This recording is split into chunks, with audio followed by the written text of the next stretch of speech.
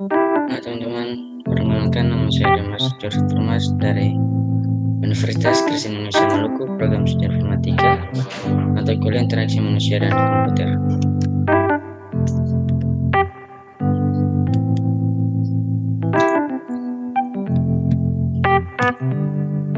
Saat ini ada poin-poin yang akan saya bahas. Yang pertama, definisi daya guna. Yang kedua, uji kebergunaan. Yang ketiga, cara uji kebergunaan. Yang pertama, definisi daya guna. Definisi daya guna adalah tingkatan produk yang dapat digunakan, ditetapkan oleh user untuk mencapai tujuan secara efektif, dan tingkat kepuasan dalam menggunakannya. Daya guna merupakan salah satu faktor yang digunakan untuk mengukur sejauh mana penerima pengguna terhadap sistem. Ukuran daya guna suatu sistem biasanya subjektif. Uji kebergunaan.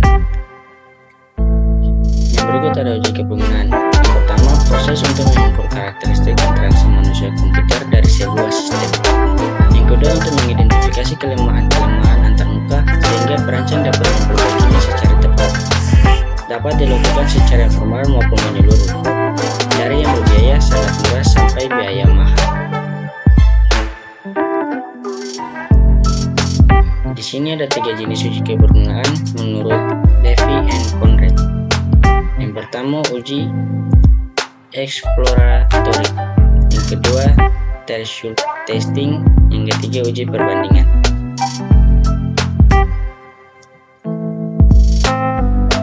Uji exploratory bertujuan untuk menguji sebuah sistem dan mencari titik-titik di mana pengguna mengalami kebingungan, kesalahan, atau uji kerjanya melambat.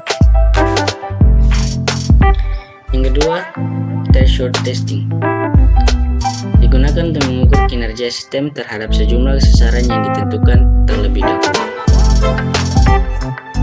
Ketiga, uji perbandingan bertujuan untuk mengukur karakteristik kebergunaan dari dua pendekatan atau rancangan untuk menentukan rancangan yang lebih cocok bagi pengguna. Cara uji kebergunaan.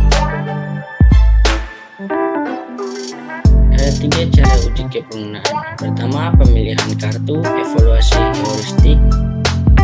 Yang ketiga, uji berbasis skenario. Yang pertama, pemilihan kartu. Sebarkan semua kartu yang berisi gugus tugas di setiap meja pengguna.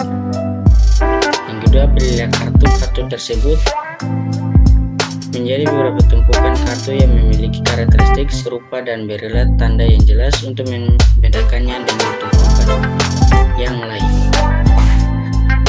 Yang ketiga, susunlah tumpukan kecil tersebut ke dalam tumpukan yang lebih besar sehingga muncul kategori yang lebih umum dan berilah tanda yang jelas pada tumpukan tersebut.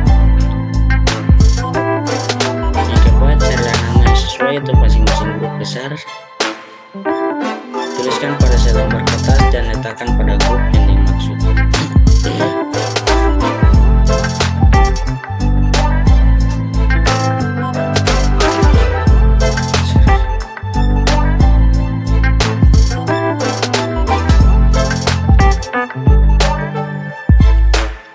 Yang berikut, evaluasi heuristik.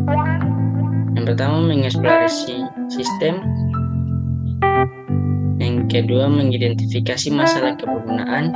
Yang ketiga, mengklasifikasikan setiap pelanggaran atas satu atau lebih prinsip kebergunaan. Cara uji kebergunaan. Yang pertama, penguji, evaluator. Penguji dan evaluator duduk bersama untuk membahas tujuan pengujian ringkasan proyek dan mungkin diperlukan pelatihan untuk menggunakan sistem. Setiap evaluator diberikan teks dengan selang waktu tertentu.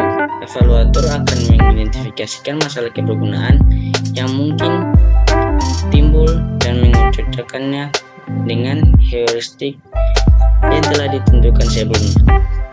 Penguji dan evaluator kembali duduk bersama untuk membahas semua pelanggaran dan memberi nilai kegawatan untuk setiap masalah.